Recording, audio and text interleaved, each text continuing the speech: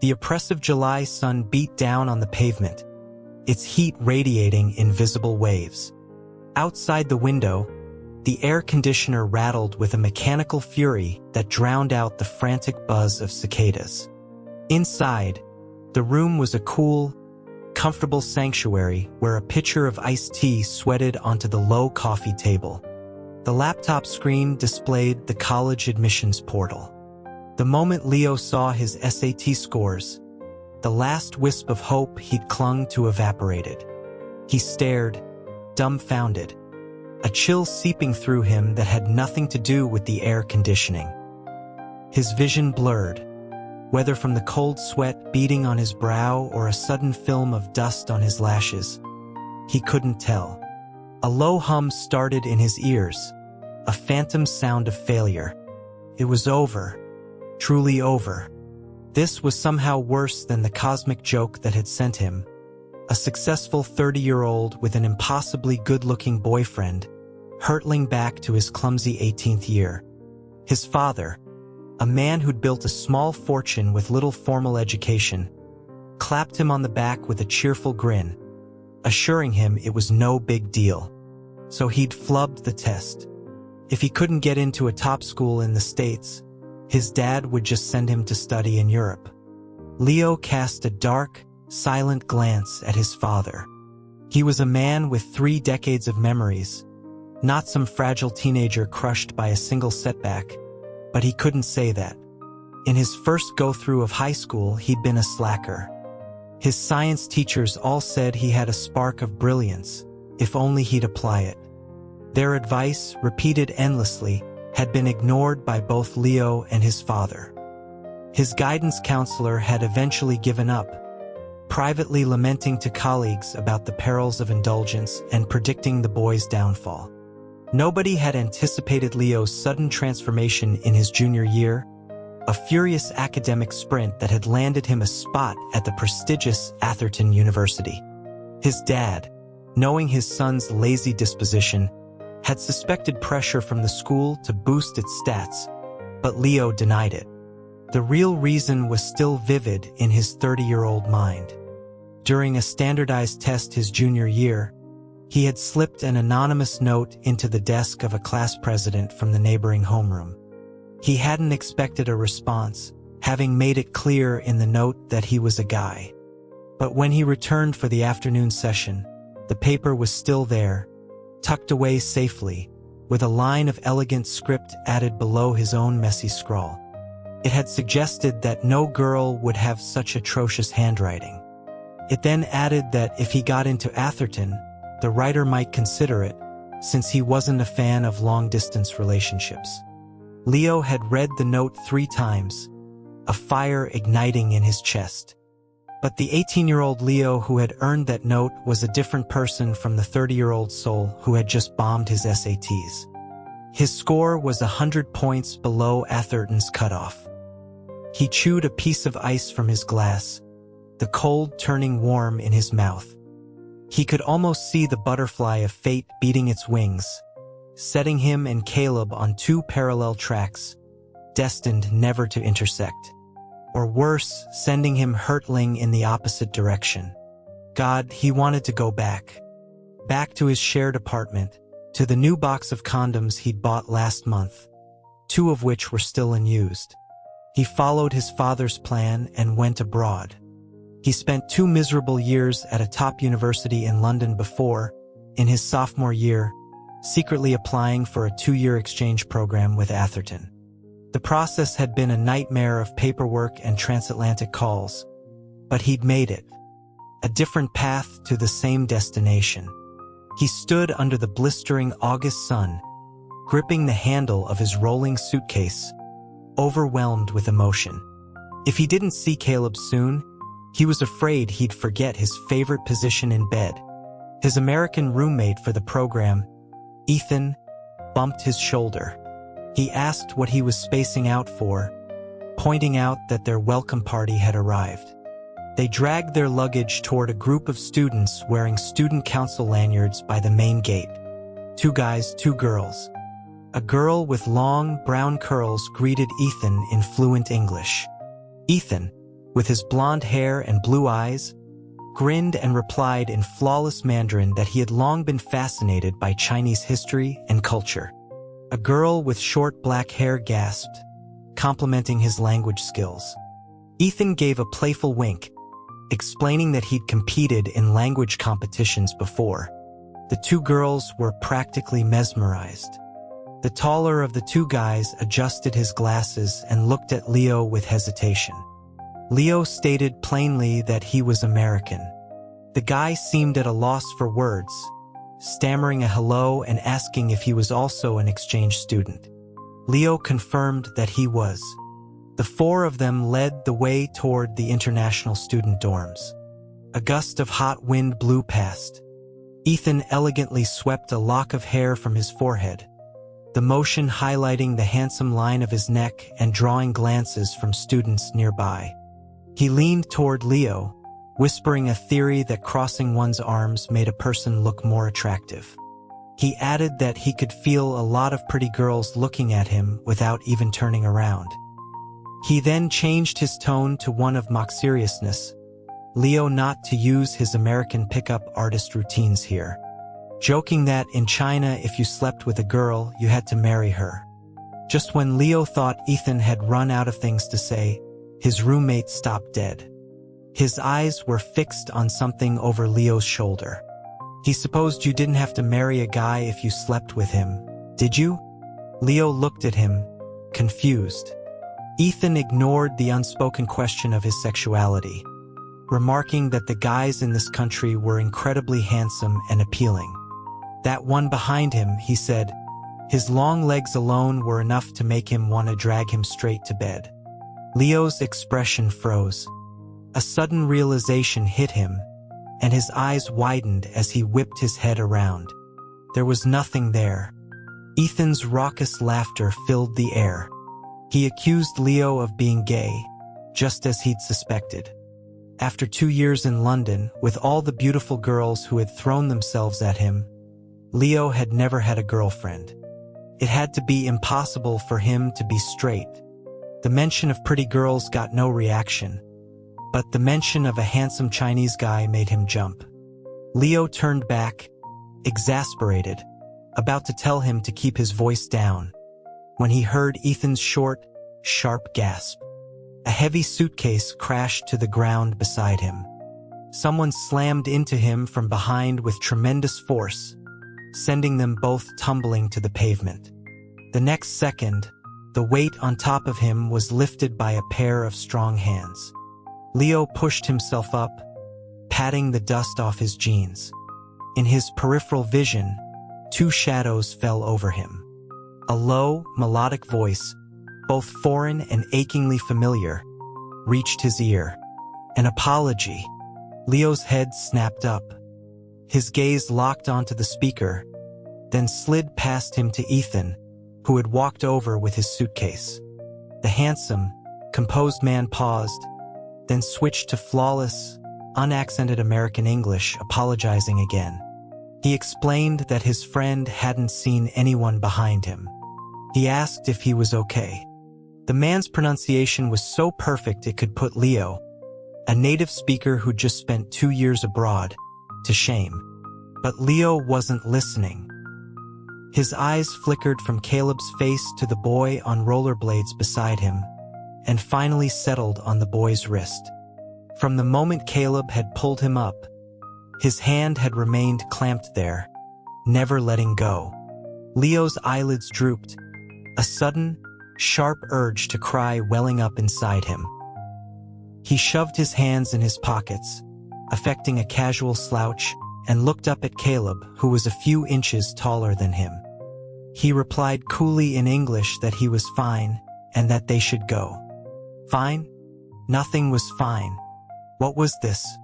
If he remembered correctly, in his previous life, he was the one Caleb had been teaching to rollerblade right at this time. The butterfly of fate had flapped its wings, sending him across the Atlantic to London. But it had left Julian here, in his place by Caleb's side. So he was the only one affected by this cosmic rewrite. What kind of cruel joke was this?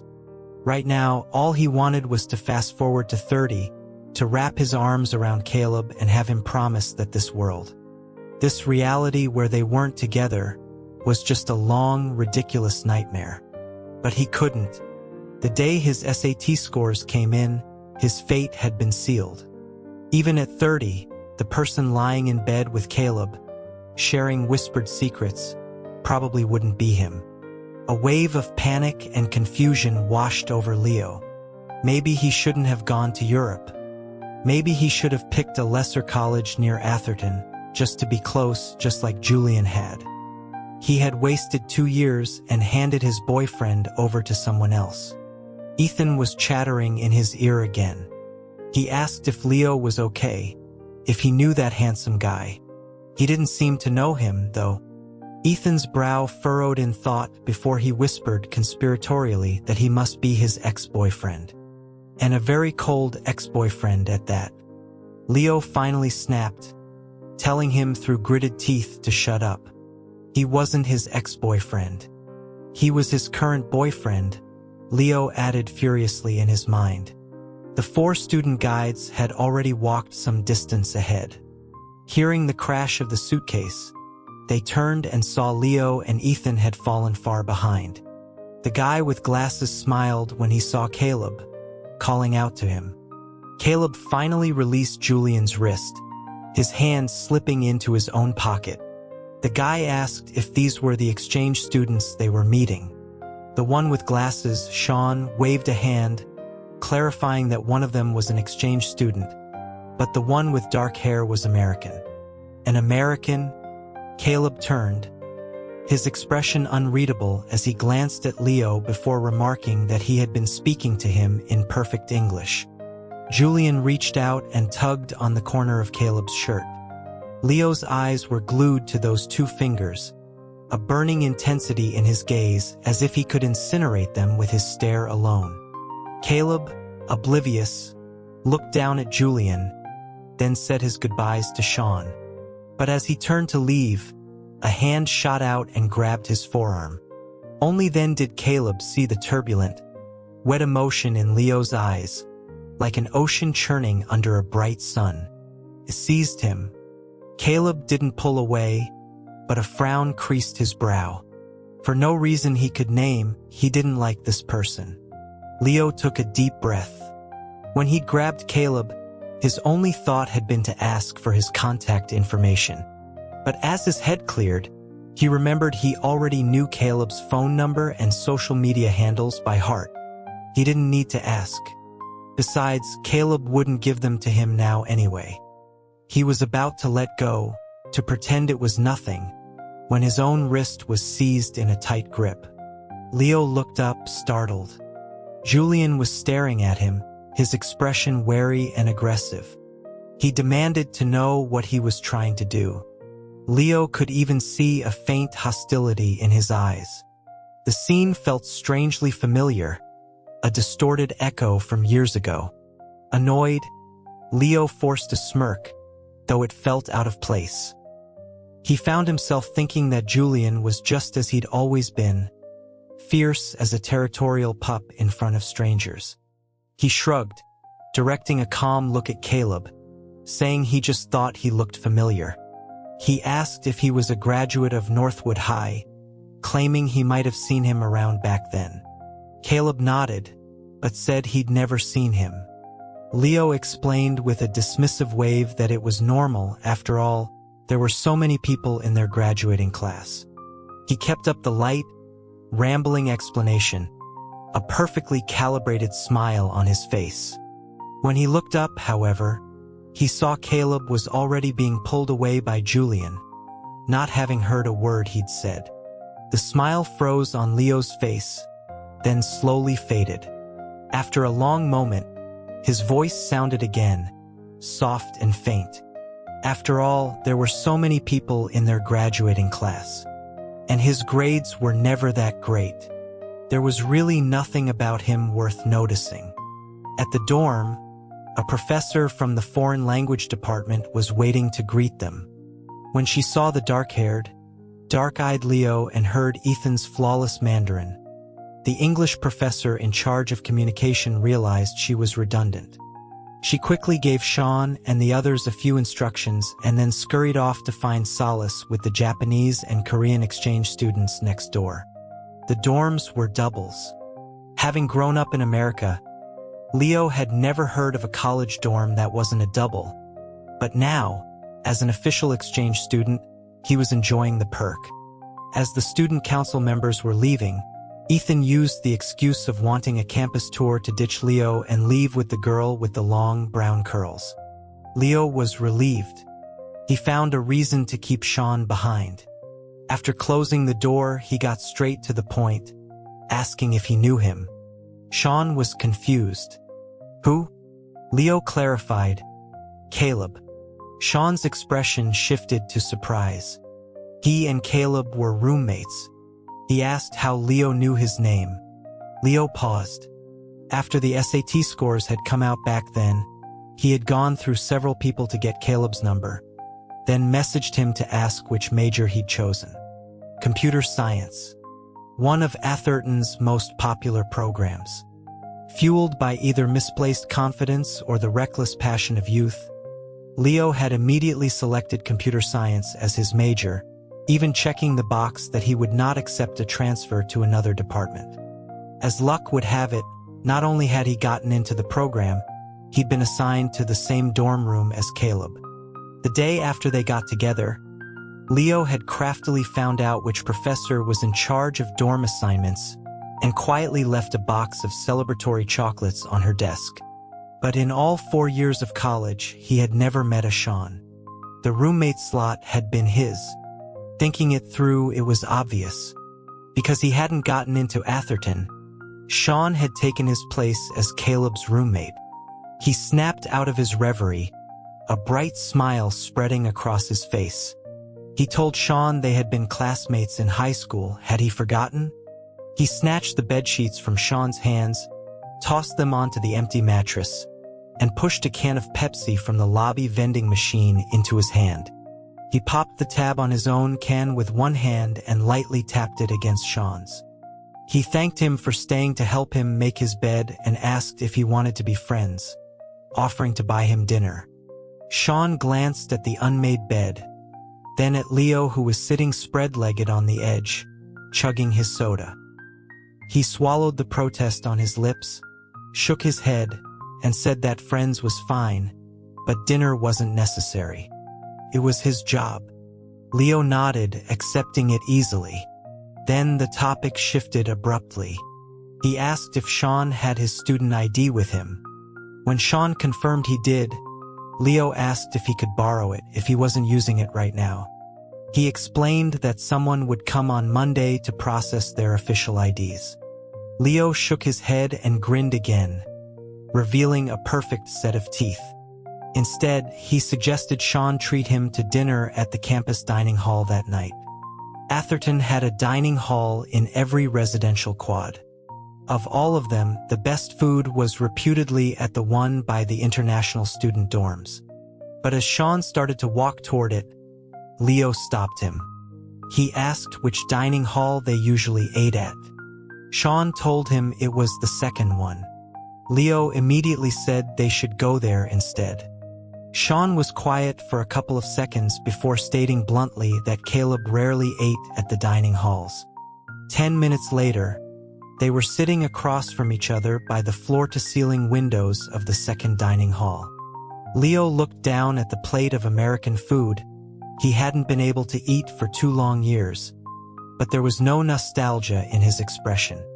He picked up a piece of spicy buffalo wing, tossed it into his mouth, and chewed for a moment before laying his intentions bare.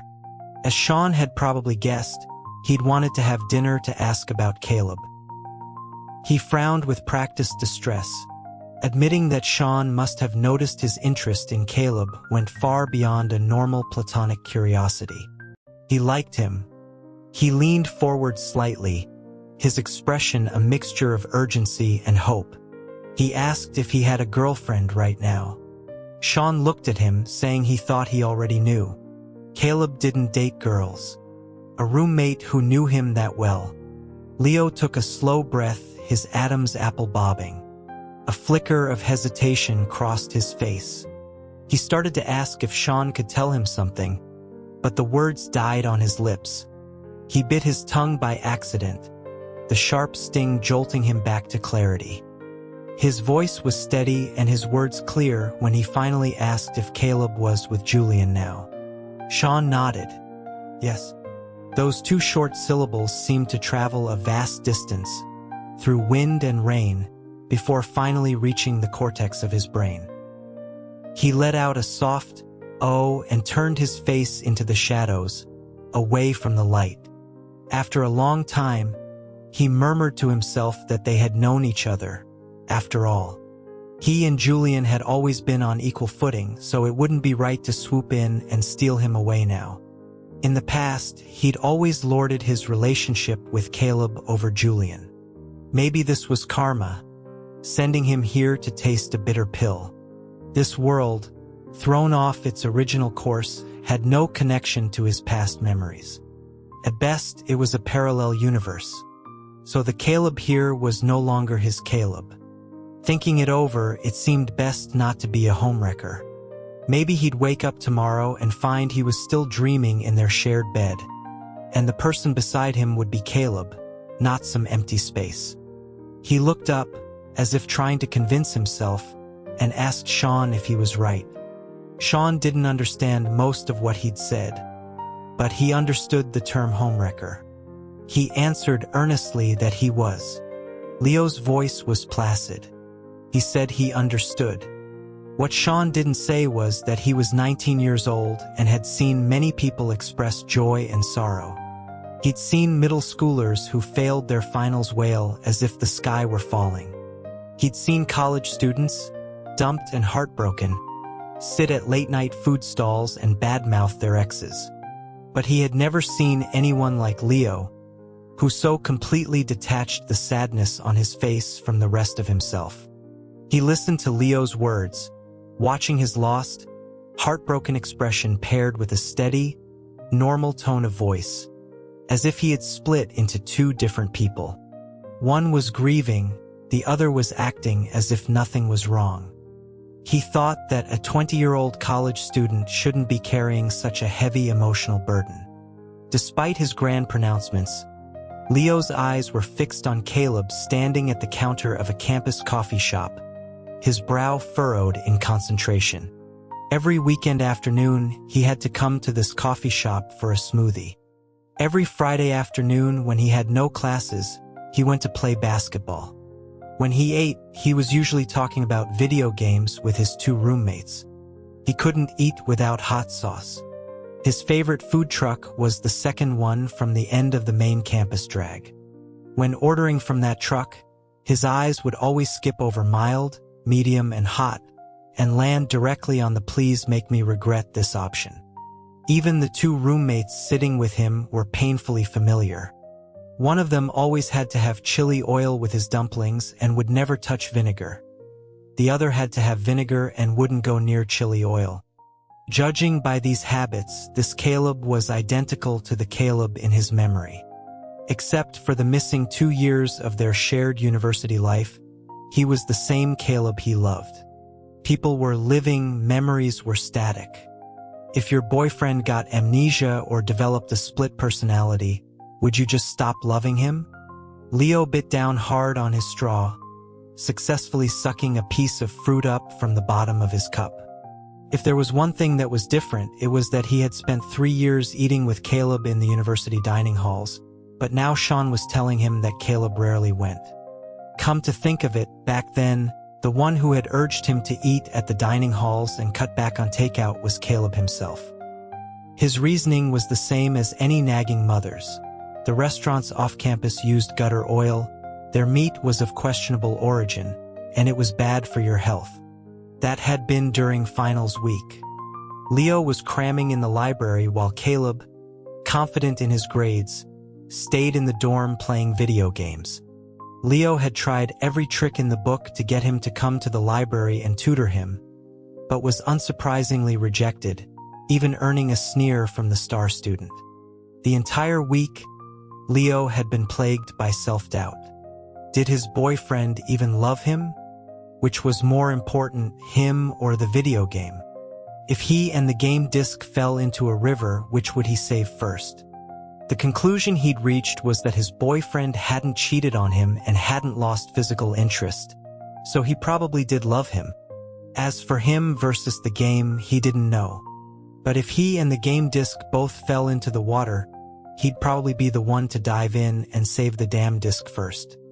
In exchange for Caleb promising not to play games, Leo had dutifully gone to the crowded dining hall for 2 days. But he was furious to discover that Caleb was still doing as he pleased, sleeping until 10. Not even bothering to change out of his oversized basketball shorts, a lollipop stick hanging from his mouth as he sat hunched over his computer. He'd even had the audacity to ask Leo to bring him back food from the dining hall. Leo had found out because he'd returned to the dorm 10 minutes early one day and caught him frantically and guiltily closing the game window. Even though his disheveled, game-obsessed boyfriend was still handsome, watching him slack off while he himself struggled in the sea of academia, his game character leveling up, made Leo grind his teeth. He had slammed his hand on the table and sworn that if he ever brought Caleb food again, he was a dog. The next day, after finishing his own lunch, he'd come back to the dorm for a nap and saw Caleb, still in his slovenly state, furiously clicking his keyboard while simultaneously answering a call and instructing his other roommate to go pick up his takeout. He looked like his very shadow was mocking Leo. "Fine, don't bring me food. The main wife won't, but the concubines will." Leo was too angry to speak. He lay in bed all afternoon in a fit of self-pity. When he left for the library that evening, he ignored Caleb. As he swiped his ID at the security gate, he heard a familiar voice behind him. The person was telling the guard he'd forgotten his ID and asking if he could sign in, explaining that his boyfriend was being fussy and wanted him to come to the library to study with him, otherwise he'd give him the silent treatment. Leo had turned around in surprise to find Caleb had left the dorm after him and had been quietly following him the whole way. The initial gandong was quickly erased by the phrase fussy boyfriend, but by the time Leo realized it, he and Caleb had already fallen into the habit of eating at the dining hall together. The Caleb of now must be the type who stayed in the dorm playing games all day, making his roommates fetch his takeout, too lazy to even stand in line at the dining hall. He chewed and swallowed the piece of fruit in his mouth, then lifted his head, his gaze locking onto Caleb, who was carrying a takeout bag and walking toward the exit. His eyes were filled with a blatant longing and anticipation. Caleb walked past his table without a sideways glance. Hearing the chime of the bell above the sliding door, Leo stood up, bracing himself on the table, wanting to follow. But he saw Caleb's steps falter for a moment in front of the clear glass door, and he quickly sat back down. In that split second, Leo's eyes met Caleb's reflection in the glass. Caleb, holding his food, walked back. He placed one hand on the edge of Leo's table, his tall frame leaning down slightly, his eyes betraying no emotion. He asked if he could please close his mouth, because he was about to drool. Leo, flattered, blinked. He thought Caleb wouldn't initiate a conversation with him. Caleb rubbed his temples, looking weary. He said he hadn't planned on it, but Leo had been following him for days. He asked if he was a stalker or training to be the next big celebrity photographer. Leo replied that if Caleb was considering a career in entertainment after graduation, the photographer gig wasn't out of the question. He then asked, unwilling to give up, if he really didn't remember him. He told him that in high school he had been in the class next door. Once, during a monthly exam, he had been assigned to Caleb's seat. His exam admission ticket, with his photo on it, had been taped to the top left corner of his desk. Caleb straightened up, non-committal. He said countless people had sat at his desk for exams over 3 years. Was he supposed to remember every single one of them? The note I wrote. Leo shot up from his chair, the legs scraping loudly against the floor. Caleb raised a finger to his lips in a shushing motion. With his other hand, he put down the plastic bag of food and pulled a vibrating phone from his pocket. He swiped to answer and held it to his ear. After listening for a moment, he said into the phone that he was outside and would be right out. Leo glanced at the phone. Julian. The name was on the tip of his tongue. The phone screen still showed the call in progress. It was too late for Caleb to cover the receiver. A burst of static came through, followed by Julian's raised voice, demanding to know if that was Leo. Caleb frowned, pressing the phone back to his ear as he turned away. He asked who Leo was. Julian's voice faltered, his tone less aggressive. The American exchange student from the other day. He asked if Caleb was with him. Caleb lied without batting an eye, saying he wasn't. But Julian insisted he had heard Leo's voice clearly. Caleb's tone became laced with a subtle irony, asking how he could recognize his voice after meeting him only once. Julian's explanation sounded reasonable enough. He said it wasn't just once. He had seen him in high school and knew he had a crush on Caleb. Since Leo knew Julian, the reverse was also true. Caleb didn't press the issue, having successfully diverted Julian's attention. He hung up and turned to leave. Leo called out from behind him, his hands clenching into fists at his sides. He asked why he had lied on the phone. Caleb glanced at him dismissively. Just as Leo was about to give up on getting an answer, Caleb spoke. He didn't know why Julian was so hostile toward him, he said, but it was probably best if the two of them didn't run into each other often. Leo looked down, rubbing his sweaty palms on the hem of his shirt. He forced a smile and let out a soft "oh." Caleb wasn't wrong. Despite his usual "don't bother me while I'm gaming or I'll lock you in the bathroom" attitude, he was fiercely protective of his own. For example, in high school, he would get into fights for Julian. Hearing their similar-sounding names, Leo had once assumed they were cousins. When they ended up in the same dorm in college, and Julian from the neighboring college was still always hanging around, Leo had even suspected they were together. For their entire freshman year, he had stayed in his shell of a secret crush, never daring to take a step forward, not even admitting he was the one who wrote the confession note. Later, he learned that being protective and biased was just a part of Caleb's nature, a flaw he'd never change. But Caleb had always been able to draw a clear line between a childhood friend and a boyfriend.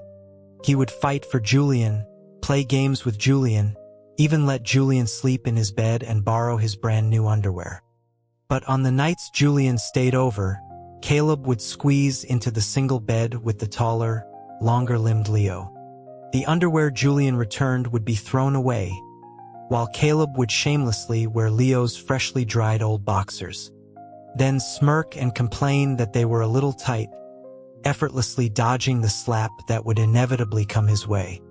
It was a game they played over and over, and now, the line between childhood friend and boyfriend had been completely erased. Julian was now Caleb's boyfriend. When Julian stayed over, Caleb wouldn't be squeezing into a bed with Sean. When Julian was showering, Caleb would push open the door, use the excuse of not having any clean underwear to give him his own worn pair, then quietly lock the bathroom door. He'd lean against the wall, arms crossed, watching Julian's back with a slight smirk, saying he didn't have any clean pairs, only the ones he'd worn. If he didn't want them, he could go commando. Did Caleb treat Julian the way he used to treat him? Leo absent-mindedly picked up his backpack and started to walk away, but an employee clearing tables called out to him, telling him he'd forgotten his food. Add friend. Enter phone number. Add as friend? You have already added Caleb. You can now start chatting. The other party is typing. Who is this? Leo. Leo who? I didn't give you my number. What if I said Julian gave it to me? Would you believe me? Thanks for the food you left behind this afternoon. I finished it. I was going back for it in 5 minutes. The cashier told me someone had already claimed it. I can buy you another one. No need. I'll feel bad if I don't. Your conscience didn't hurt when you claimed it under false pretenses? Message sent, but delivery failed. The recipient has blocked you. He looked over at Ethan, who was lying on the opposite bed, playing a game on his tablet. He gave his calf a light kick. He asked his much-courted friend for advice on how to pursue someone. A tinny game over sound came from the tablet. Ethan looked up, his blue eyes wide with amazement. He couldn't recall a single time in London when a girl hadn't made the first move on Leo. He'd never needed to do any pursuing. Leo ran a hand through his hair in frustration, saying this was different. Ethan asked how it was different. Was it because the target was a guy? Leo looked surprised that he knew. Ethan snorted, asking if he'd ever acted like he didn't know. With a guy, he suggested you could just start as friends with benefits. It wasn't like he could get pregnant. He then asked, shocked, if Leo had never been in a relationship before, if he'd never pursued anyone. Leo grinned, hugging his pillow and rolling over on the bed. He said they had one of those living under the same roof, slow-burn romance things. Ethan asked why they broke up. Leo fell silent. Ethan gasped, saying he knew. It must have been because he went abroad. He shook his head in disbelief, commenting on how conservative Americans could be. During a summer break in high school, he had a summer internship in Europe and had boyfriends in both Europe and back home at the same time. Leo threw his pillow at him, complaining that everything had to circle back to his love life. Ethan caught the pillow and sat up, resigned. He asked what the biggest problem was right now. Leo confessed that he wasn't single. Ethan said that sounded simple enough. He could help him get rid of his girlfriend.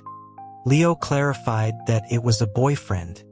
Ethan grimaced, saying that in that case he was on his own. He really wasn't interested in guys. The beginning of the semester meant a sparse class schedule.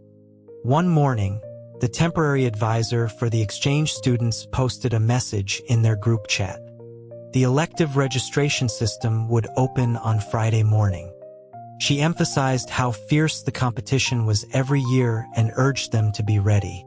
Leo got up, changed, and left the dorm. 10 years had passed, and while he couldn't remember the exact electives he and Caleb had taken, or the precise schedule for their sophomore year, he remembered the floor and room number of their dorm. He knocked on the door and saw the room was dark inside. He guessed they were in class. He waited for a moment, clinging to a sliver of hope. Soon, he heard footsteps approaching from within. The moment he saw the boy who opened the door, the words tumbled out of his mouth. He asked if he was skipping class again. Mike, with his head of naturally curly hair, looked half asleep. Leo called out his nickname with a friendly, crescent-eyed smile, asking if he could get a copy of their class schedule. Mike, bewildered by his familiar tone, mumbled an "oh" and padded back inside on his flip-flops. A moment later, he returned with a printout. As Leo left, he waved a thank you. Mike closed the door, looking unfazed. He went into the bathroom, splashed water on his face, and then stared blankly at his reflection in the mirror. Wait, who was that? A senior from the student council? Leo stopped at the corner of the hallway, his smile gone. He had attended Mike's wedding. Now, face to face, they were strangers. He went to Caleb's next classroom ahead of time. Another class was in session. He boldly knocked and entered, asking the professor if it was okay for him to observe. The professor on the podium nodded and even joked about whose handsome boyfriend this was. The girls in the class exchanged glances, their eyes unable to stop straying to Leo's face. Leo walked to the back row and sat down. He stayed there until the bell rang and the classroom emptied out, then watched as another wave of familiar faces trickled in. He studied each one carefully. Some he was still in touch with 10 years later. Others' names he could no longer recall. When Caleb walked in, Leo waved at him with a broad smile. As expected, Caleb headed straight for the back. Leo knew his habits. He always sat in one of the last 3 rows. Confident, Leo watched as Caleb sat down in the second to last row. He got up, swapped seats with the student next to him, and ended up directly behind Caleb. He tapped him on the shoulder and whispered that he'd saved him a seat. The person in front of him didn't move or acknowledge him. Leo pulled 6 $1 bills from his wallet and held them out. Finally, the person moved, turning his head with a blank expression. He asked what he wanted. Leo's lips curved up. He was paying him back for the food. Caleb took the money, folded it neatly, and stuffed it in his pocket. He then said Leo could go now. Leo said he had one last question. Caleb asked what it was. Leo asked if Julian was his boyfriend. Caleb nodded. Leo leaned forward instinctively, his gaze intense. Since he was with him, that meant he liked him, right? Caleb gave him an unreadable glance and didn't answer. Leo, after a second of confusion, pressed on, saying Caleb had once told him that if he were ever to like that little brat Julian, it would have been back in high school. His eyes widened, his tone certain. He had called him a little brat. Caleb watched him in silence, almost convinced by his words. He had no idea when he was supposed to have said such a thing. Leo answered vaguely that he just didn't remember. The topic shifted. If he couldn't remember something like that, then he definitely wouldn't remember the note he received in his desk during the junior year exam. A flicker of surprise crossed Caleb's brow. He asked if Leo really knew Julian, if even Julian had told him about that. Leo's eyes widened. He asked if it wasn't Julian who had told him. Caleb confirmed it wasn't. The class bell drowned out his words.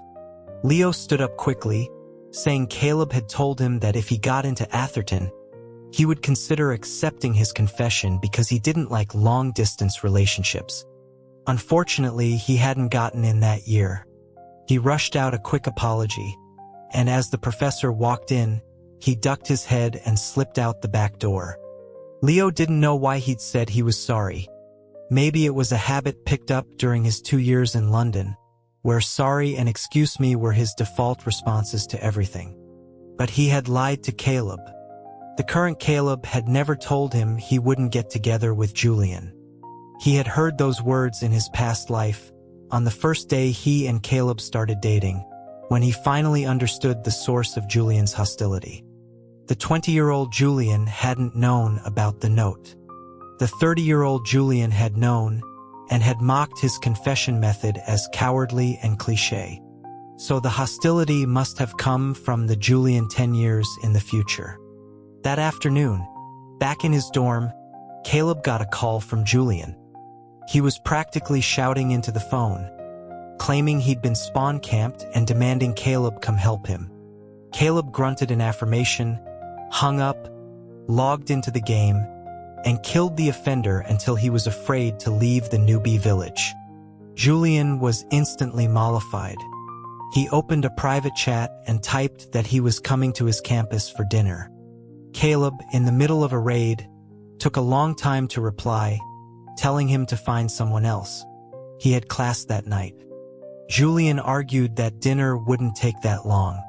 Caleb replied that his evening class was always packed, and it was hard to get a seat. The other party didn't reply.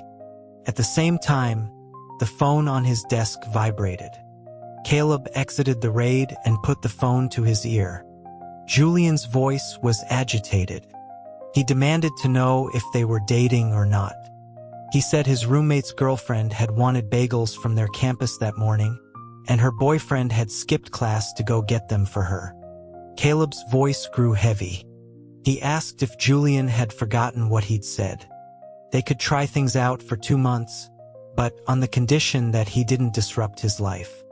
But before Julian could argue, Caleb interrupted. There was something he hadn't settled with him yet. He asked why he had lied to him. That note Leo had written him, it was actually Julian who wrote it with his left hand. He warned him not to think he'd agreed to be with him because of that note. Julian's eyes widened as he tried to argue. He asked if Leo had told him that. He demanded to know why Caleb would believe someone he just met over him. Caleb scoffed. He knew Julian's personality. He despised people who were too timid to confess face-to-face and resorted to anonymous letters. He said if there was nothing else, he was hanging up.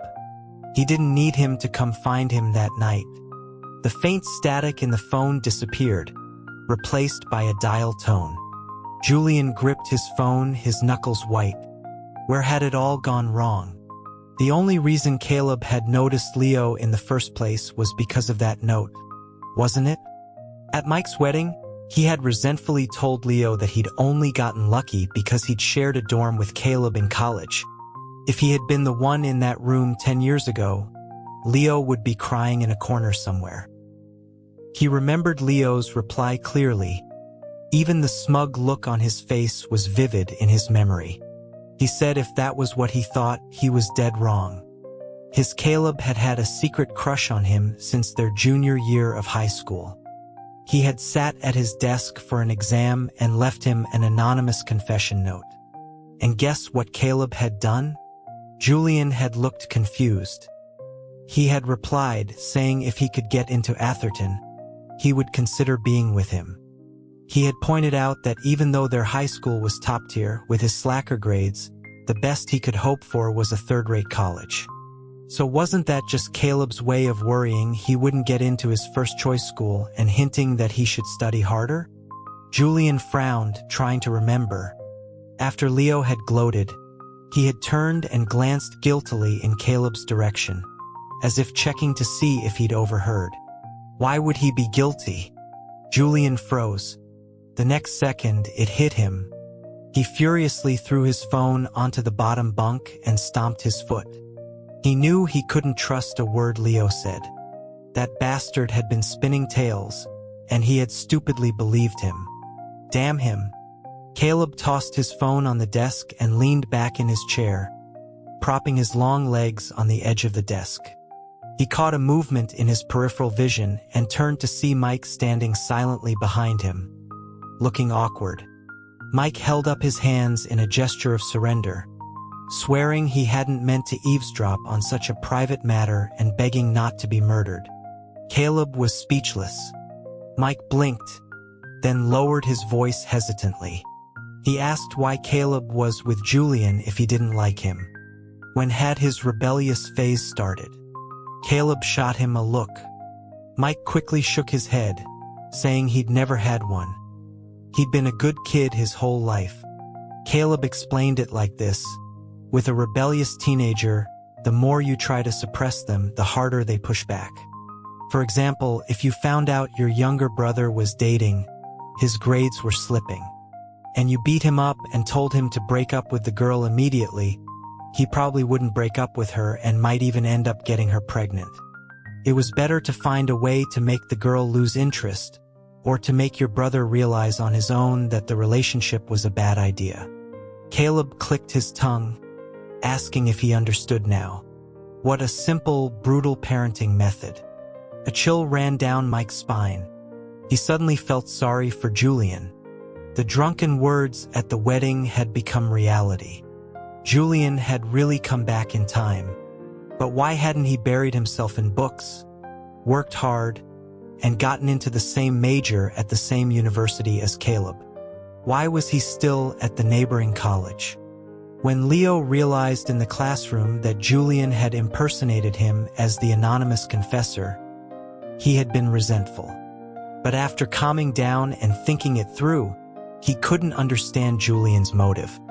After all, His relationship with Caleb had been a slow burn from living together.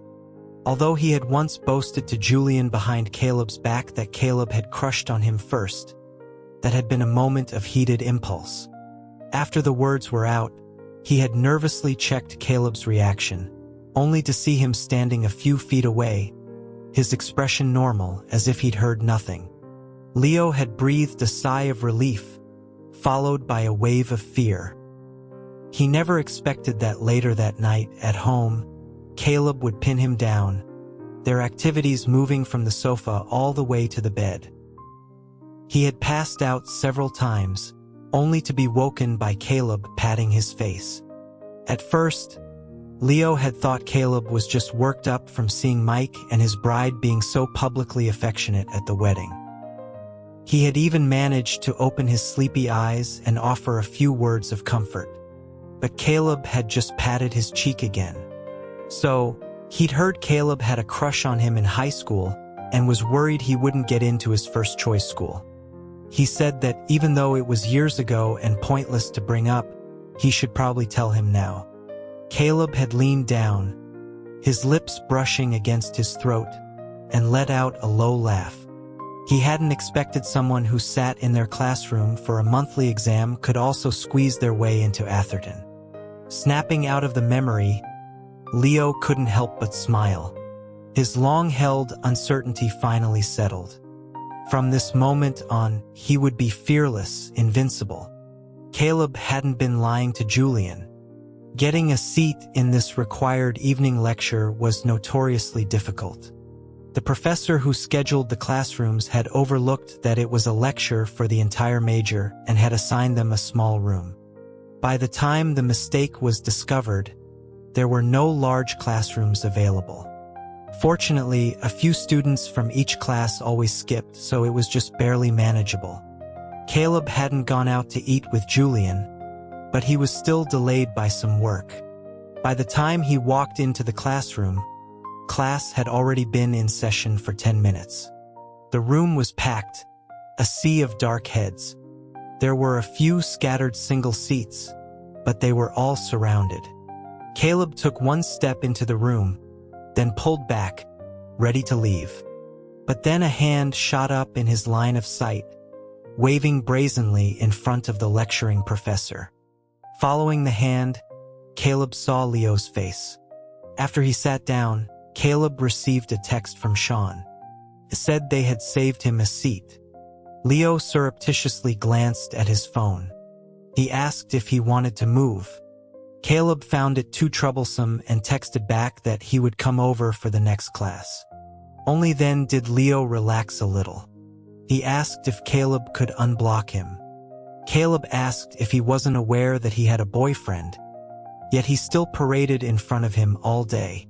Leo's expression was normal, but his question was phrased as a statement. They were going to break up sooner or later, weren't they? He said he had come back to Atherton for him. At least give him a chance to get closure. Fine, Caleb replied lazily. In front of him, he unblocked his number, then tapped his phone screen for emphasis. Fine. But no harassing him for no reason. Leo's face lit up. He quickly pulled out a thick printout of the elective course list and placed it in front of Caleb, his face full of anticipation. He asked if he could mark his planned electives for him. Without a word, Caleb picked up a pen and did it. Leo was thrilled at first, then suspicious. He asked if he hadn't just randomly scribbled on it to get rid of him.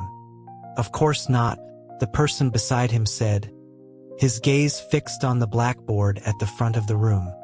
He added boastfully that Leo could try to get into any of them. If he managed to get even one, Caleb would consider it a loss. He'd almost forgotten. Caleb's electives each semester were always the most popular and sought-after courses. Besides the professors being widely respected and liked, the more important reason was that these classes had no final exams or papers.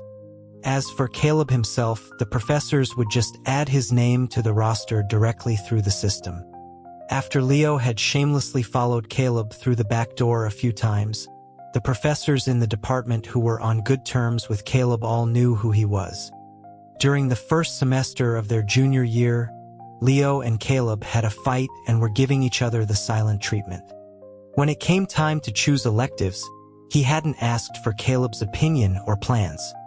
2 weeks later, he got a call from a calculus professor, asking why he hadn't been to class for 2 weeks. He was told that if he missed the next class, not even Caleb begging on his behalf would get him a passing grade. Leo had been dumbfounded, telling the professor he hadn't even signed up for his class. The old professor had replied matter-of-factly that when he added Caleb's name, he had added his too. He asked if Caleb hadn't told him. The next week, he dutifully went to class, but his seat was miles away from Caleb's. Halfway through the lecture, he fell asleep and was called on by the professor to answer a question. Leo's mind went blank. He apologized, saying he didn't know how to solve it. The professor nodded as if expecting it. Same old routine. Caleb, you do it for him. The professor's eyes lingered on the boy next to Leo for a second. Then he feigned surprise, pretending to search the classroom. Where was Caleb? Doesn't he usually sit next to you? Is he absent today? The person whose name was called stood up slowly. We had a fight, he said. Professor, could you ask him for me? If he agrees to talk to me after I solve this problem for him, then I'll do it. Otherwise, I won't. Fine. I'll agree on his behalf, all right? Now hurry up and don't waste my class time.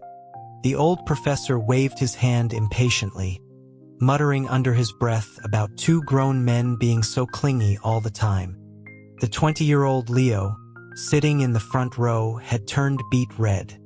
Years later, sitting next to Caleb, Leo was reliving the past.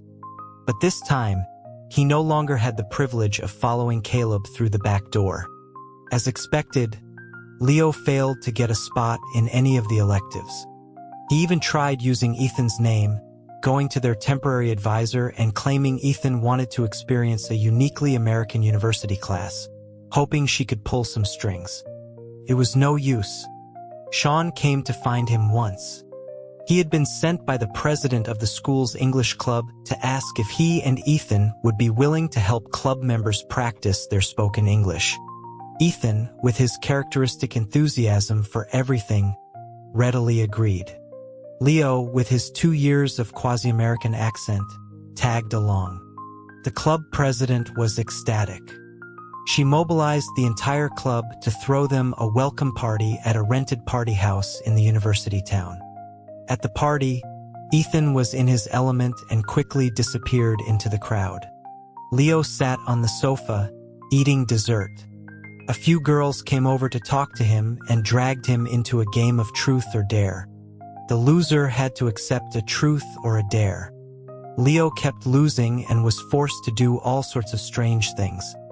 Finally, he wandered around the room, looking for someone to take his place, but everyone he asked gave him a sympathetic look. He had no choice but to grab Sean, begging him to take over for a few rounds so he could use the bathroom. As a veteran of these games, Sean cautiously shook his head. He handed him a notepad and pen, saying the president was going out to buy more supplies and asking if there was anything he wanted. Leo leaned against the wall and scribbled a few things down. He turned around, his eyes shining, and said it was all on him. Sean adjusted his glasses and agreed without thinking. He rushed up to the second-floor bathroom and tried to lock the door behind him, but the lock was broken. Leo muttered in frustration but didn't think much of it. He turned his back to the door and unzipped his pants. At the far end of the bathroom was a bathtub with a dark shower curtain pulled shut. It seemed to be swaying slightly. A shiver of fear ran down Leo's spine. After he finished, he didn't even wash his hands. He tiptoed toward the tub and yanked the curtain open with a loud swish. The tub was empty. A small window above it was open. For some reason he couldn't explain, Leo stepped into the tub and stood on his toes, trying to close the window. Just then, he heard the bathroom door open slowly. As a reflex, he pressed himself against the left side of the wall, holding his breath and hiding behind the shower curtain.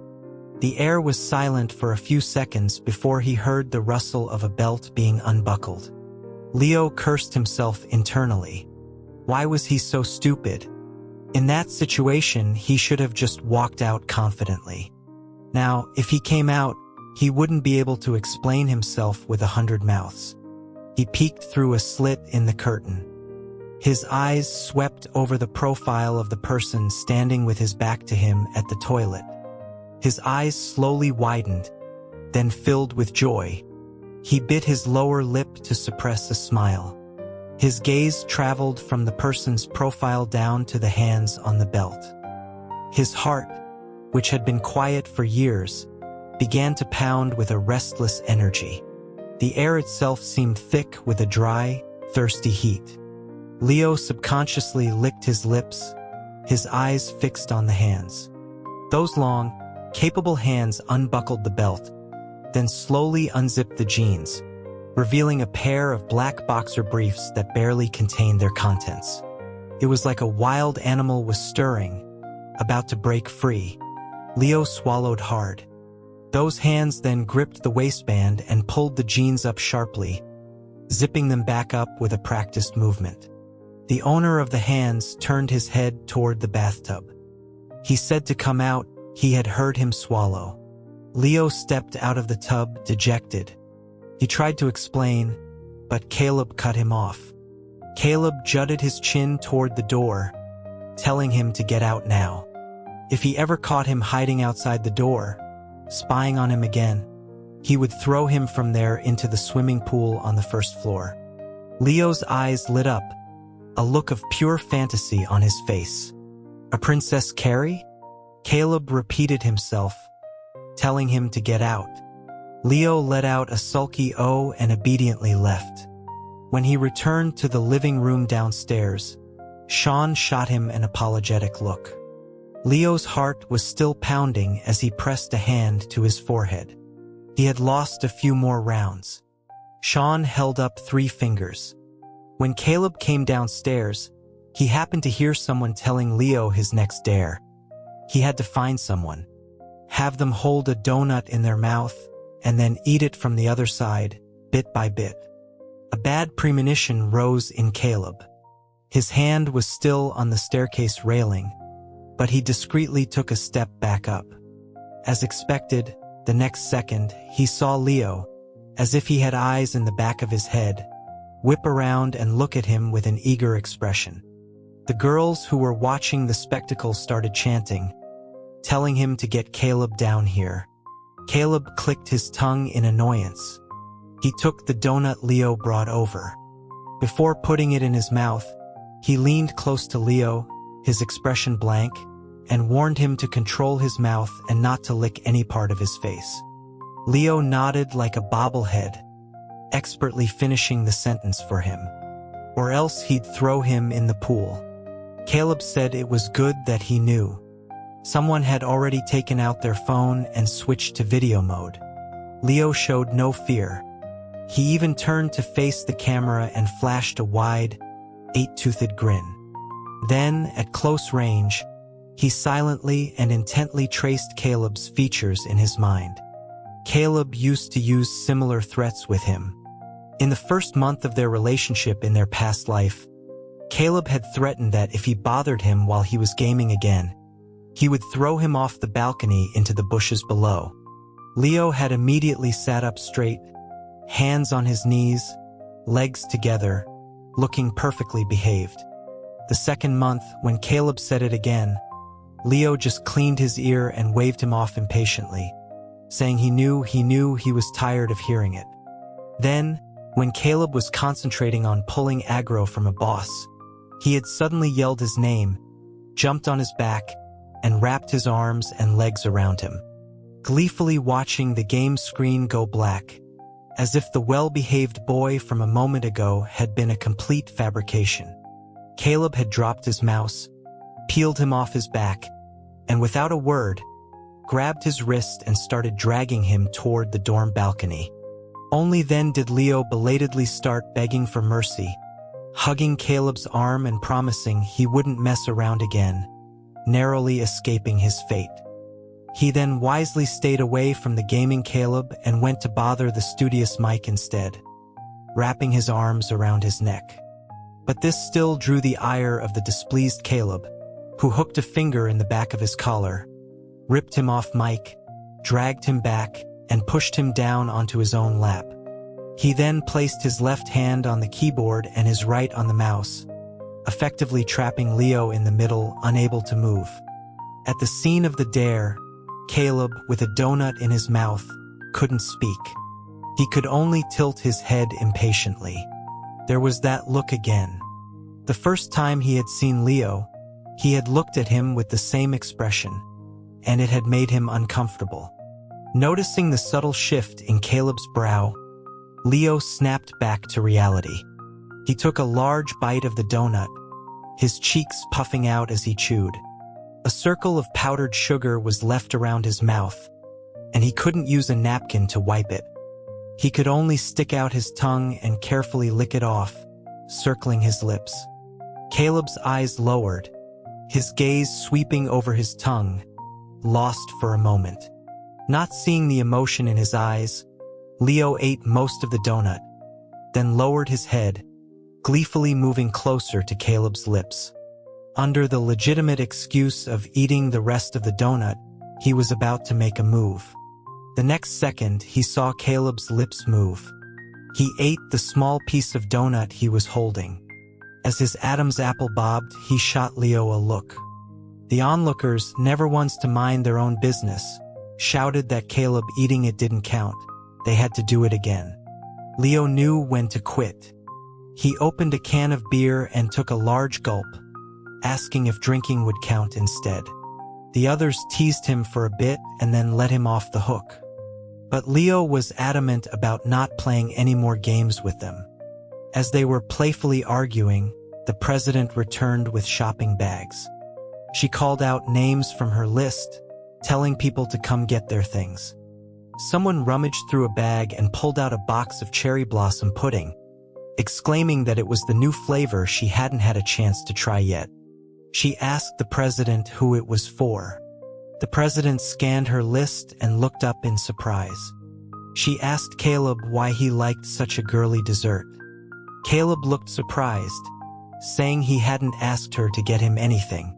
The president held out the list, asking if that wasn't his handwriting. Leo awkwardly shot up from the sofa. He admitted that he had written it. As soon as the words were out, he saw Caleb look up from the paper in his hand. His brow furrowed as he stared at him. How was he supposed to explain this? He sat in the living room, restless, playing on his phone for a while. His sharp eyes caught Caleb getting up and heading for the back patio. He waited a bit longer, then slowly made his way through the game room and screening room before casually following him. Leo gently slid the glass door shut behind him, blocking out the noise from inside. His eyes scanned the entire pool area before he finally found Caleb, almost melting into the darkness of the night. He begged him to listen to his explanation. He wasn't a thief. He hadn't stolen his calligraphy practice book to copy his handwriting. It was Caleb himself who had complained that his handwriting looked like a dog's scrawl and forced him to use his calligraphy book as a model. Leo sat down on the lounge chair next to Caleb, his expression earnest. The person lying on the chair, hands behind his head, gazing at the stars, pulled out one of his earbuds and shot him a cool glance. He told him he didn't need to explain. A wave of joy washed over Leo. Caleb said he didn't believe his explanation. In just a few short days, he had earned the titles of stalker, peeper, and thief. What could he do? He was desperate too. The only cure for sorrow was food. He scooped up a spoonful of pudding and put it in his mouth. The pudding melted instantly, a clean sweetness spreading from the tip of his tongue. Leo let out a long sigh and, out of habit, scooped up a second spoonful and held it to Caleb's mouth, asking him to try it. Caleb turned his head away, his face grim. He asked if they were that close. Leo froze, then realized that his relationship with the person in front of him wasn't even at the level of friends yet. He sheepishly pulled his hand back and adopted a nonchalant tone, saying he'd almost forgotten he didn't like sweets. Caleb looked at him with a complicated expression, asking how he knew that. Leo shrugged, his tone light and self-deprecating. Because he was his omniscient stalker, of course. Caleb's gaze lingered on his face. He was stunned for a moment, then stood up, hands in his pockets, and walked away from the pool. Leo asked if he was going inside, if he wouldn't stay a little longer. He scrambled up from behind him, relentlessly asking if he really wouldn't stay a little longer. His voice mixed with the chirping of crickets in the grass, creating a noisy, chaotic duet. Caleb turned around, annoyed, about to tell him to shut up. But before he could speak, a short, sharp cry from Leo, who had charged up behind him, got stuck in his throat. In the dim light, Leo had been jogging along the edge of the pool, not paying attention to his footing. He had drifted further and further to the side, and just as he caught up to Caleb, his foot slipped on the edge, and his whole body pitched toward the water. Caleb turned back just in time. His hands shot out of his pockets and snatched Leo's arm, which was flailing wildly in the air. Still holding on to him, half his body dangling over the edge, Leo couldn't help but grin. He mumbled happily that Caleb had threatened to throw him in the pool.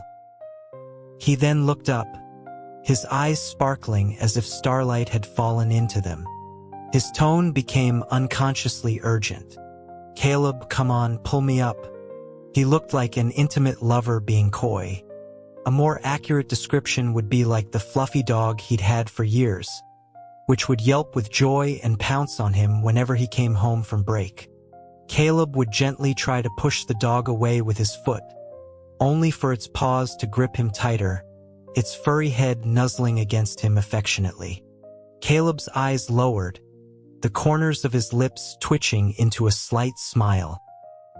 His sharp features suddenly softened, like a night blooming cereus, even the fine hairs on his face seeming to glow. How long had it been since he'd seen him smile like that? A flicker of joy ignited in Leo's heart. Caleb rotated his wrist, then with a sudden upward flick, he flung his arm away, freeing his hand and stuffing it back into his pocket.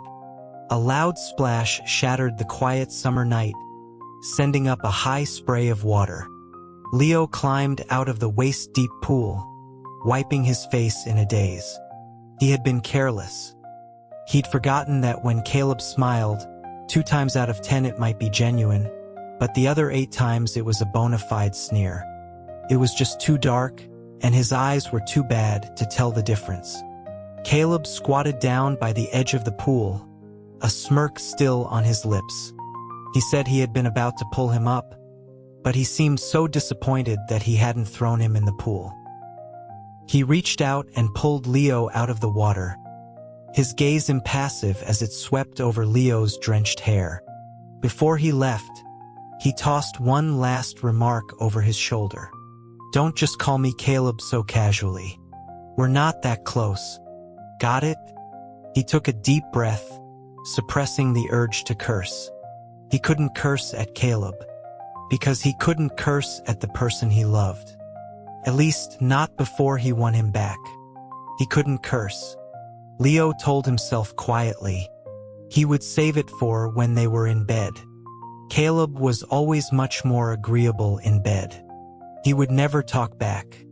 Caleb's calligraphy was something he had been forced to practice by his grandfather since he was a child.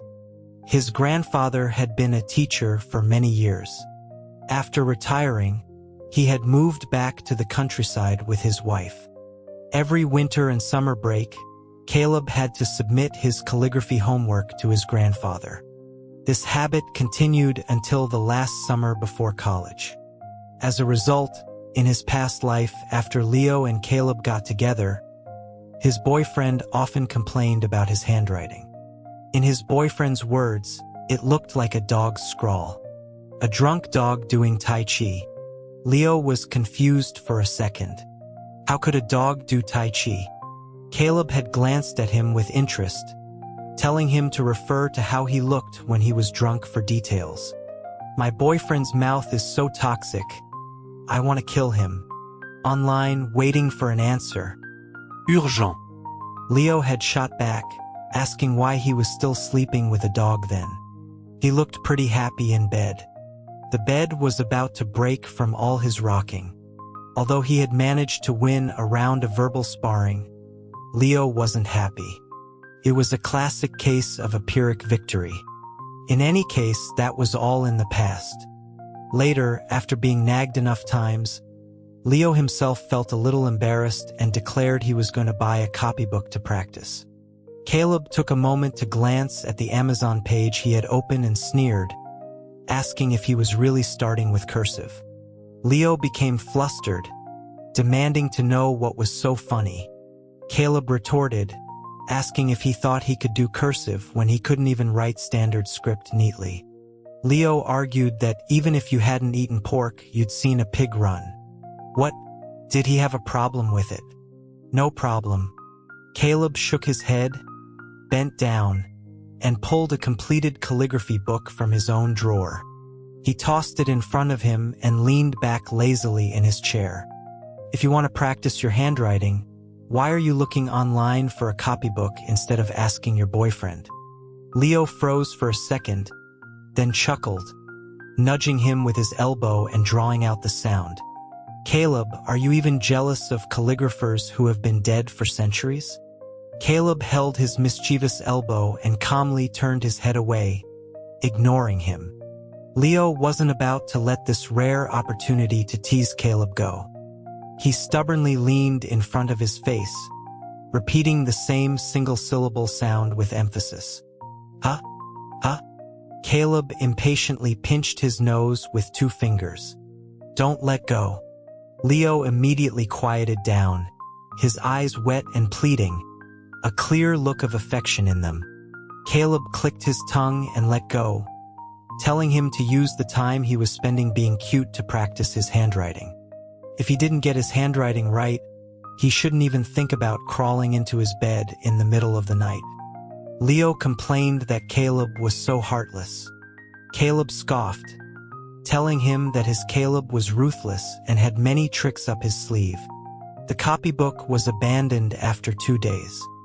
For the next 2 nights, he tried to sneak into Caleb's bed after lights out, only to be ruthlessly kicked out. On the 3rd night, Leo got smart. He conspired with Mike and their other roommate, Zhongyu, telling them to tell everyone he hadn't come back yet.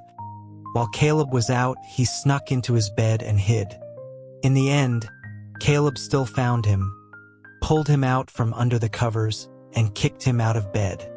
Leo stood on the cold, dark dorm room floor in his pajamas, barefoot, shouting in frustration that he was breaking up with him. Break up. Caleb had replied that if he slept with him, he couldn't break up. What kind of boyfriend was this? Why not break up with him? Keep him for New Year's? Leo grumbled as he turned to look at the other 2 beds. You 2 back me up here. The 2 beds, which had been glowing with the faint light of phone screens a second before, immediately went dark. Then, a chorus of snores rose from both sides. That being said, Leo wasn't without ways to deal with Caleb. He started buying small cakes in retaliation. Caleb didn't like sweets, something Leo had known for a long time.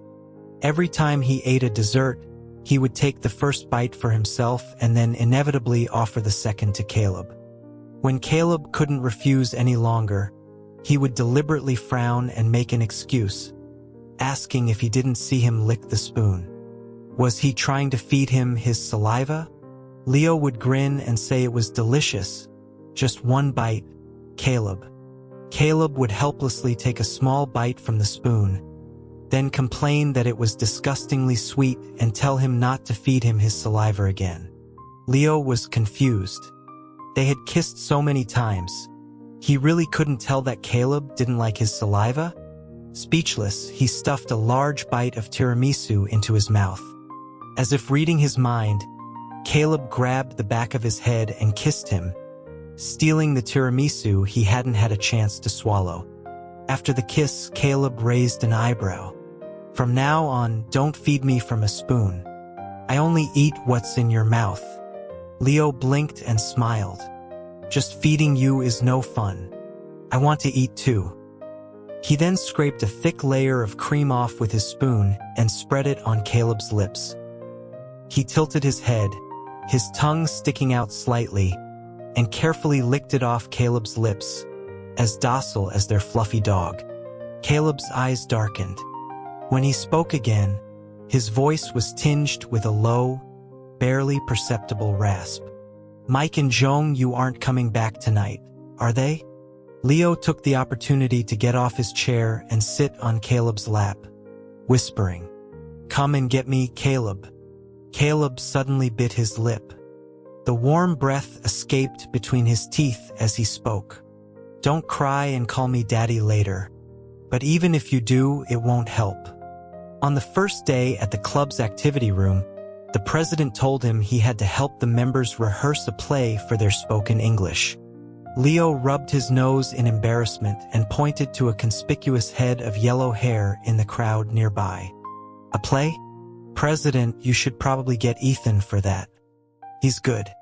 The president raised her voice and called out in that direction.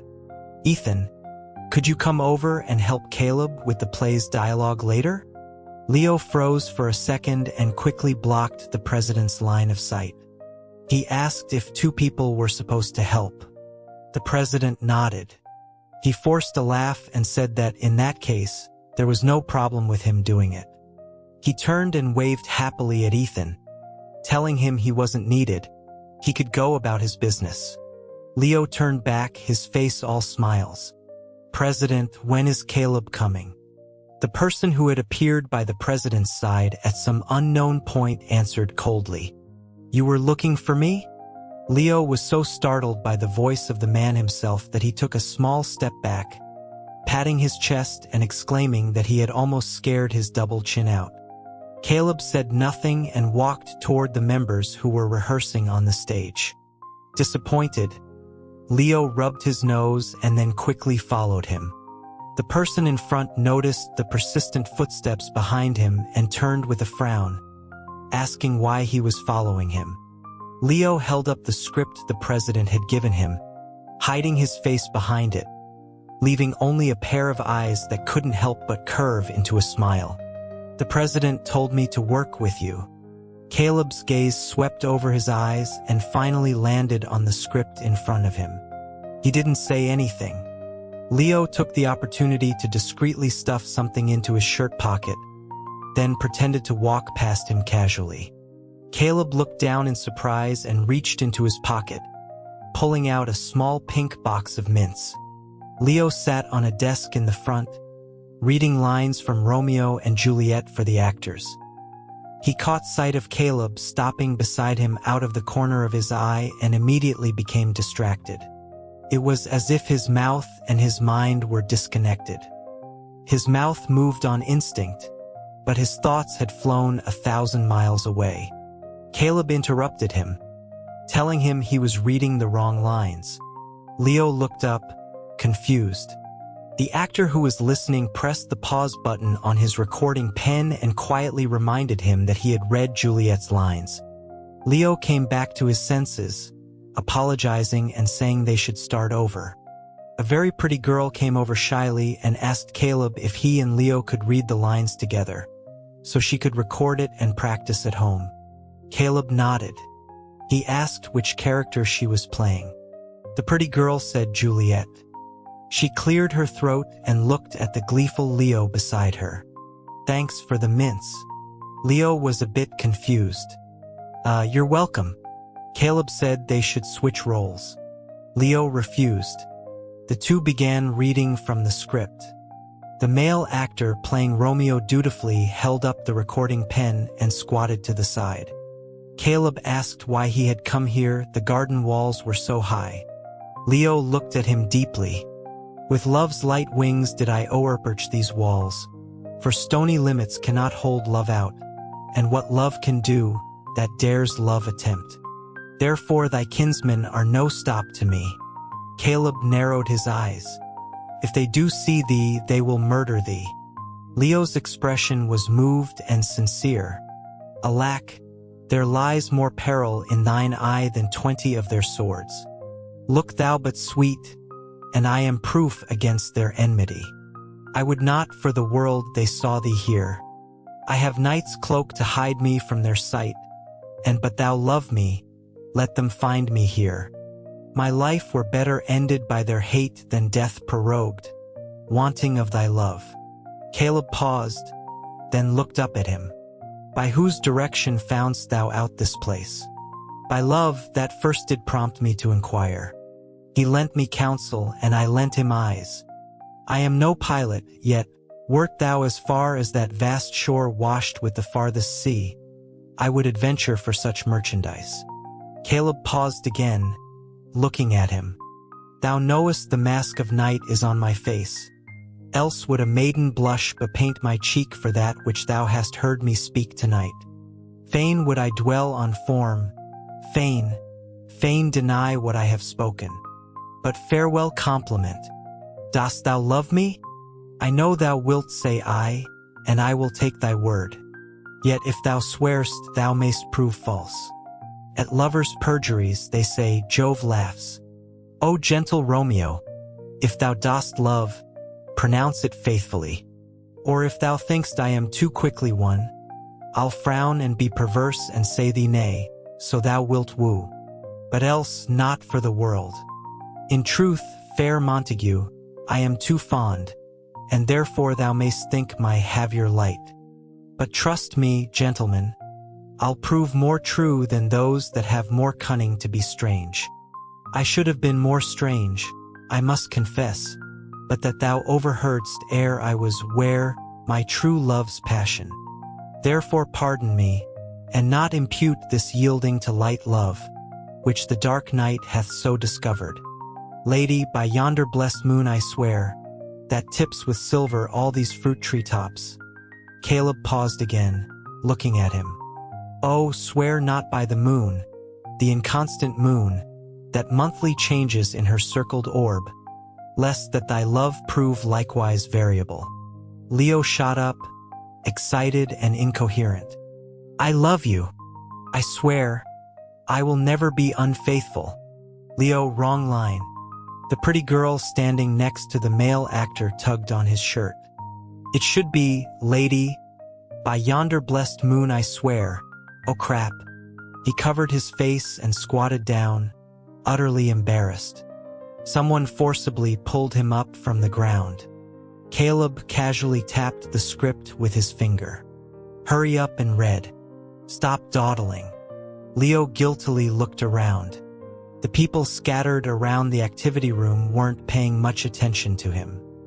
He relaxed, completely unaware that as his heart poured into the dialogue, all the curious gazes had snapped back to him. The script reading proceeded smoothly to the final scene.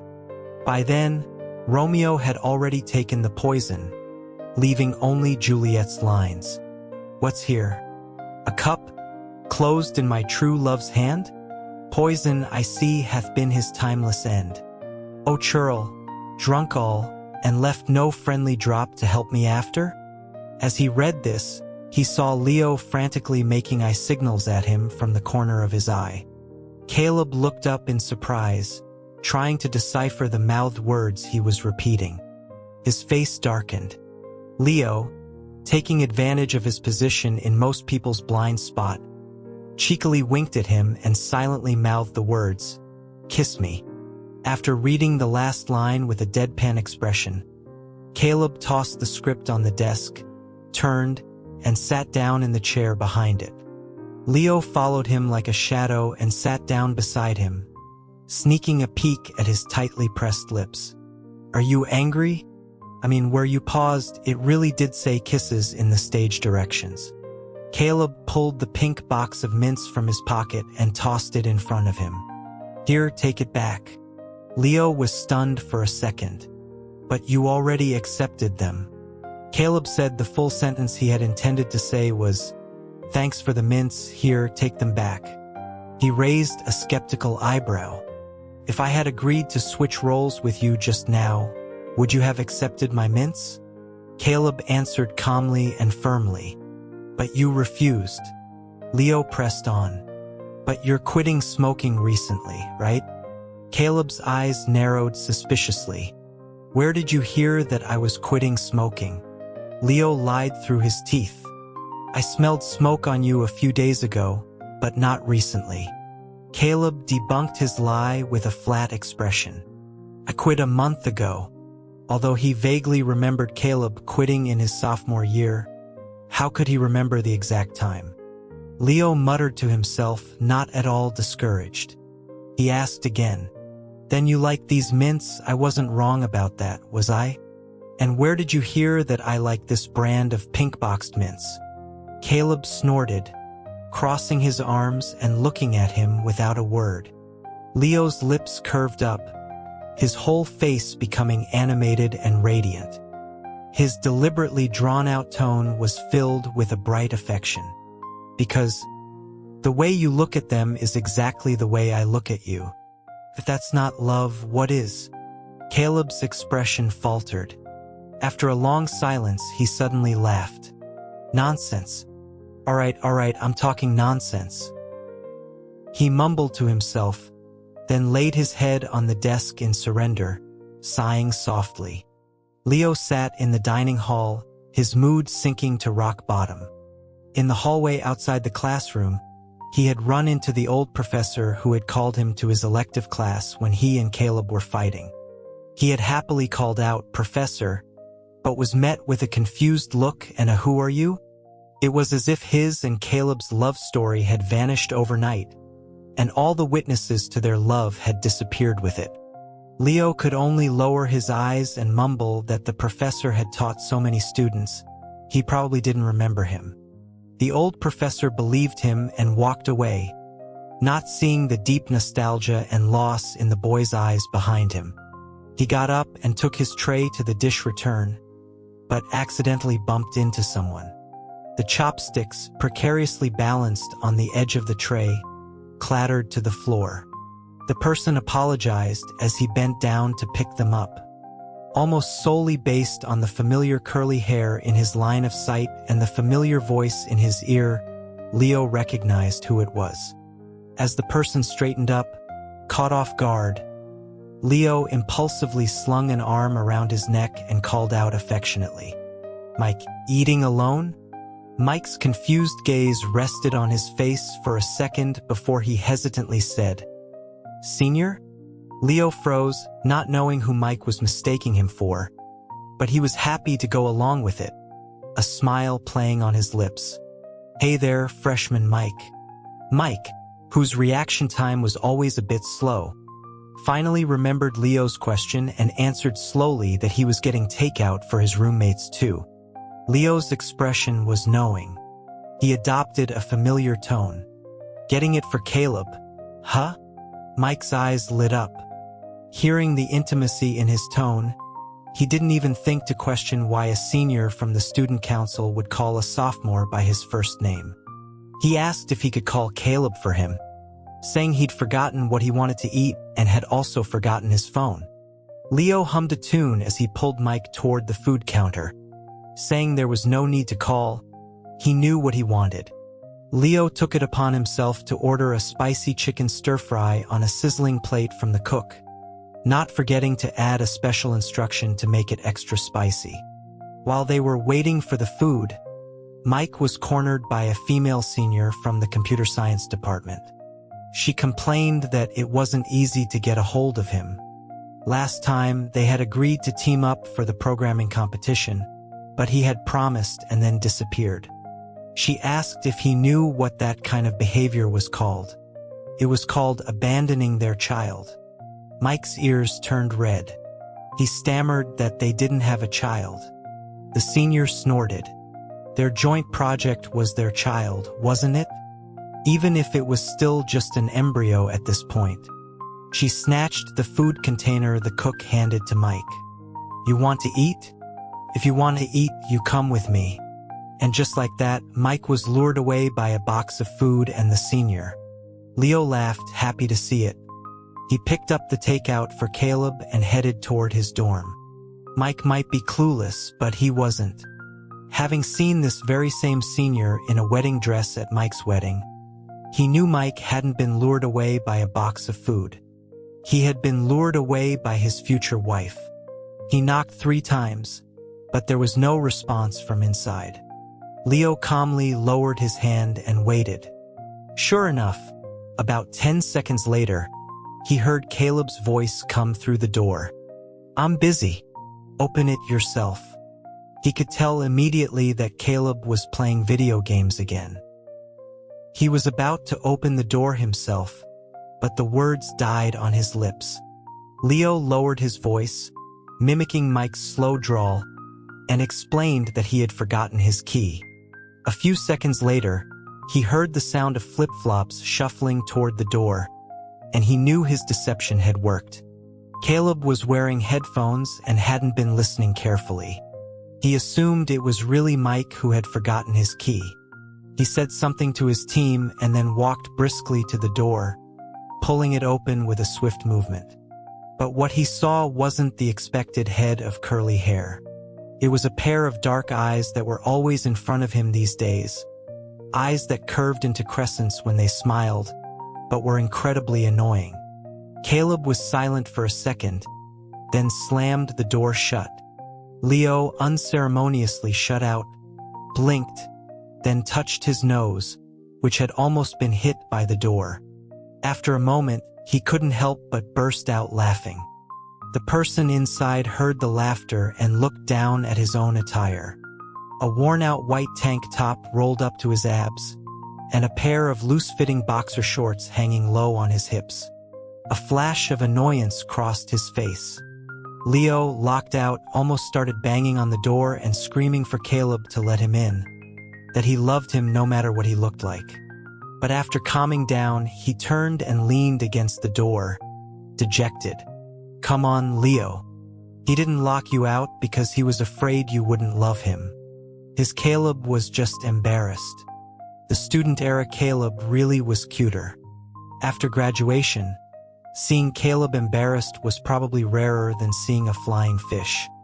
For Leo, reuniting with the 20-year-old Caleb at 30 was like watching a person step out of a yellowed photograph from 10 years ago. The memories from 10 years ago became vivid again. Not everyone gets 2 decades in their life. In the 2 years since he'd returned, Leo had never felt so clear-headed. It was as if he was a drifter outside of time, who had luckily dodged its scrutiny and picked up a second decade, from 20 to 30. His Caleb probably still didn't know that he had met his 20-year-old self again. Leo leaned his back against the door, his head down, staring at the floor in a daze. Suddenly, the support behind his back disappeared. Before he could react, his entire body fell backward. After spending about 5 seconds debating whether or not to change his clothes, Caleb stopped turning away, grabbed the doorknob, and abruptly pulled the door open. A figure came crashing toward him. Caleb instinctively opened his arms and caught him, one hand under his armpit, the other on his waist. Although he pushed him away quickly, Leo's anger vanished. If he hadn't been holding a takeout container in his right hand, which kind of ruined the mood, he would have been even happier. He handed the container to Caleb, smiling. "Mike asked me to bring this for you." Caleb glanced at him. "I didn't know you were so close with my roommates." Leo answered with modest humility that it wasn't that they were particularly close, just SOSO. Caleb gave a flat O. "The food's here. You can go now." Leo blinked, determinedly looking away, pretending not to hear him. He muttered to himself as he wandered over to Mike's bookshelf and started rummaging through it. What book did Mike ask me to get for him? I'm getting old. My memory isn't what it used to be. Caleb gave up and took his food back to his computer. Leo, catching his movement out of the corner of his eye, quickly dropped the book and followed him, trying to think of something to say to break the ice. After a long, awkward silence, his eyes landed on Caleb's chin, and he blurted out, "Caleb, you didn't shave this morning, did you?" "Find the book and get out," Caleb said, turning his face away, his expression blank. Leo suddenly bent down and quickly reached out, rubbing the faint stubble on Caleb's chin.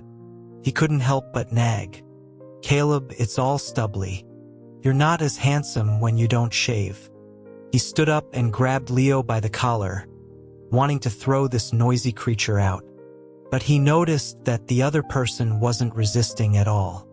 In fact, he had closed his mouth and was acting obedient. When he reached out, he even tilted his head back obligingly. The movement looked as if it had been practiced countless times in the days and nights of the past. A flicker of confusion crossed Caleb's eyes, but he quickly dismissed it. He let out a snort. "You're pretty good at pretending to be well-behaved." Only his eyes, like black obsidian, were burning with intensity as they stared at his stomach. It was as if flames were about to shoot out of his pupils. As if realizing something, Caleb followed his gaze down to his own stomach. The white tank top was still rolled up to his upper abdomen, revealing a set of well-defined abs. The boxer shorts were still hanging loosely on his hips, revealing the faint edge of his black underwear. The abs, which were being stared at with an almost physical intensity by Leo, began to feel like they were burning. Caleb's face darkened. He pulled his tank top down, covering himself completely, and then tightened the drawstring on his shorts, like an unmarried maiden from a bygone era. His lips were pressed into a grim line. "What are you looking at? Don't look." Leo's face instantly flushed, his heart pounding. How could he be so cute? His Caleb. He had class in the afternoon, so Leo didn't plan on staying long. As he was leaving, he quietly left a box of mints, the pink box replaced with a green one, tucked inside Caleb's textbook for his major. He walked away, completely absorbed in the joy of having called Caleb by his first name without being rejected. He ran straight into Julian, who was wearing a baseball cap and a mask. By the time he realized it, it was too late to pretend he was just a passerby. Julian was still as delicate as ever, unable to stand even a little sun, wearing a mask during the day to cover his face completely. But Leo had known him for so many years. A single glance at the pair of phoenix eyes exposed above the mask was enough to recognize him. Julian rudely grabbed his forearm, his arrogant tone muffled by the mask, sounding like a buzzing bee. "What are you doing here? Exchange students don't live on this side of campus." Leo had never been one to argue with him. He lifted his eyelids and asked lazily, "Who are you, dude?" Now, he was actually grateful that he was facing the 30-year-old Julian, not the 20-year-old one. Back in their sophomore year, he and Julian barely knew each other. But the 30-year-old Julian allowed him to be direct and unforgiving.